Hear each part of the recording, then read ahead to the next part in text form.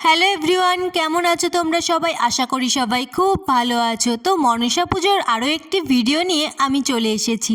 যদিও মনসা পুজোটা অনেক দিন আগে হয়েছে, আমারই ভিডিওগুলো পোস্ট করতে একটু দেরি হয়ে গেল। সন্ধেবেলায় আমি রেডি হয়ে গেছিলাম মন্দিরে, আর মন্দিরে গিয়ে দেখি পুজো শুরু হয়ে গেছে। পুজোর সময় যে ঝাপান গানটা হয় ওটা তো আমরা শুনবই। চলো তার আগে দেখে আসি পুজোর দিন যে প্রসাদটা দেওয়া হয় সেই প্রসাদ কিভাবে তৈরি হয়।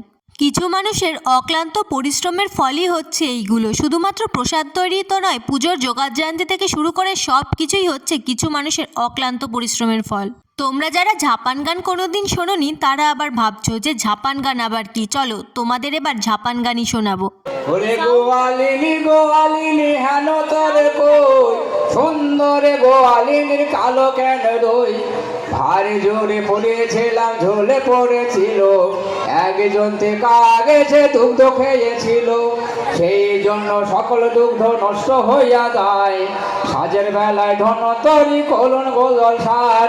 তাই বিষ্ণু বসে সবের বলুন হরি, বিষ্ণু গেলেন মাগো জয় বিশ্ব হরি। আমাদের পাড়ার পুজো শেষে আমিও বসে পড়ি প্রসাদ গ্রহণ করতে।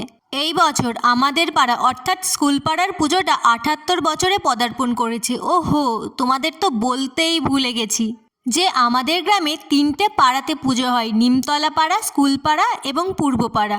এখন আমরা এসেছি নিমতলা পাড়ায় মাকে প্রণাম করতে। এই বছর এদের পুজো কিন্তু ৯৯ বছরে পদার্পণ করেছে, আর সামনে বছর ১০০ বছর পূর্ণ উপলক্ষে ওরা তো কিছু স্পেশাল করবেই। ওরা যে কি স্পেশাল করবে সেটা দেখার জন্য তো আমি রয়েইছি। আর আপনারাও যদি দেখতে চান তাহলে নদিয়া জেলার করিমপুর থানার অন্তর্গত রতনপুর গ্রামে চলে আসতে হবে ভাদ্র মাসের সংক্রান্তি অর্থাৎ বিশ্বকর্মা পুজোর দিন মনসা পুজো দেখতে। নিমতলা পাড়ায় আমরা পুজো দেখে প্রসাদও গ্রহণ করে নিয়েছি, কারণ ওরা জোর করছিল আর মায়ের প্রসাদে কখনো না বলতে নেই। এখন আমরা চলে এসেছি পূর্ব পাড়ায় মায়ের দর্শন করতে। আর এই পুজোটা কিন্তু বেশি দিন ধরে হচ্ছে না, ওই ৭-৮ বছর ধরেই হচ্ছে। আজকে এতটুকুই, দেখা হচ্ছে নেক্সট ভিডিওতে। টাটা।